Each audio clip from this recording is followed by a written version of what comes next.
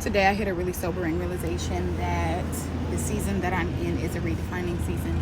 And I really couldn't pinpoint exactly where God had me or where he was taking me. I know I just felt really stretched, sometimes extremely frustrated. At points I would just pause because what? Like, why are we here? Why are we doing this? What are you doing?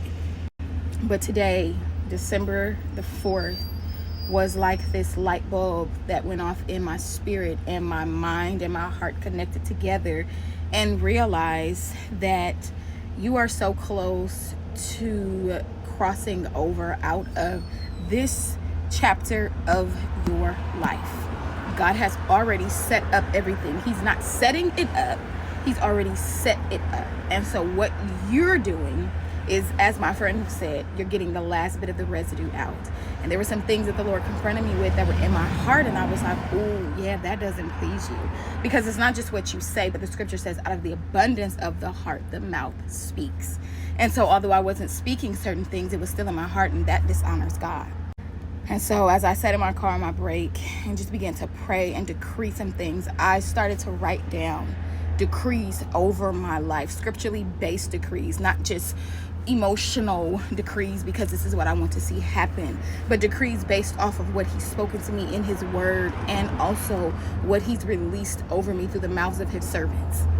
And it electrified me in a way where I was like, yeah, y'all know how the older saints used to say, I'm gonna run on and see what the end gonna be. Like, I am going to run on. I'm not going to see what the end going to be, because I know the end is going to be great. And I know when the end comes for the totality of my life, my desire is for him to say, well done, my good and faithful servant. And so I encourage anyone that is in a transition, because when I tell y'all, I felt like I've been in a transition, and I have been in a transition for the last, 5 years? 6 years. 6 years. But at every point of a transition, there would be like a reprieve. But I feel like over these last 3 years specifically, that it's just been like pressure. And sometimes the pressure would subside just a little bit, as if you had a toothache and it was a throbbing, and then you had a little medication to numb it. That's how I felt over these last 3 years. But God is faithful. And today he was like, boom. Let me give you language. Because while I'm learning that I don't always need to thrive off of having language, it does help a little bit. But that's another thing that I'm learning to release to God. Needing to have the language for the season. Needing to know this, needing to know that. Like, if I worship you, if I believe in you, if I trust you,